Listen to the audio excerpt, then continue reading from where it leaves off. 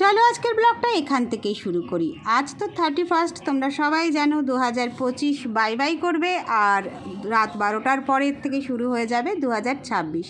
আজ নিশ্চয়ই সবাই পিকনিক করছো, তবে আমার আজকের দিনটা একদম ডিফারেন্ট, কারণ আমি এসেছি আমার বাপের বাড়িতে বনগাঁয়, আর সেখানে বসে লাঞ্চে বসেছি সবাই মিলে একসাথে। আর এটা কি খাচ্ছি জানো? সর্ষের ফুল বাটা, মানে ঝাঁঝে গন্ধে একদম অতুলনীয় স্বাদের। আর আমার তো ভীষণ ফেভারিট। আর বাড়িতে এলে পরে মানে প্রত্যেকটা মায়ের হাতের ফেভারিট ডিশগুলো খাই, এবং আমি ভীষণ মাছ খেতে ভালোবাসি। আর যেসব মাছগুলো আমি বিয়ের পরে খেতে পাই না, সেই মাছগুলো বাড়িতে এসে খাই, কারণ এইসব মাছ আমার শ্বশুরবাড়িতে হয় না, ওরা খায়ও না। তো এটা ছিল পাকাল মাছ। তোমরা যারা এই মাছগুলো খাও অবশ্যই কিন্তু কমেন্টে জানিও কার কোন মাছটা প্রিয়। আজকে দেখতে পাবে আমি কি কি মাছ খেলাম। তাও শেষে আমি আর একটা মাছও খেয়েছিলাম, যেটা দেখাতে আমি ভুলে গেছি।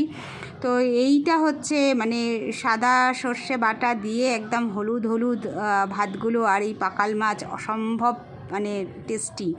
আর সব বাচ্চাদেরই তার মায়ের হাতের রান্না ফেভারিট হয়, আমারও তাই। তো মায়ের হাতের রান্নার স্বাদ তো একদম আলাদা। আর আজকের দিনে স্পেশালি এরকম পাতা পেতে বসে এক টেবিলে সবাই মিলে, আমার মাসুনি ছিল, ভাইজি, দাদা, আমি, মা, বৌদি সবাই মিলে একসাথে একটা খেতে বসার একটা মজা, সেটা তো আছেই।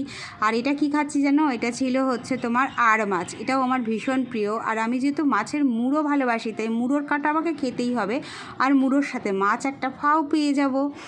আর এই যে সর্ষে বাটার এইটুকু অংশ পড়ে আছে। আর এটা কি? এটা ছিল চালতার চাটনি। তো সব কটা ফেভারিট ডিশ আজকের লাঞ্চে পেয়ে গেছি। একদম নিমন্ত্রণ বাড়িও হার মানবে, কারণ নিমন্ত্রণ বাড়িতে অবশ্যই মায়ের হাতের রান্না থাকে না, আর বাড়ির ছোঁয়া থাকে না।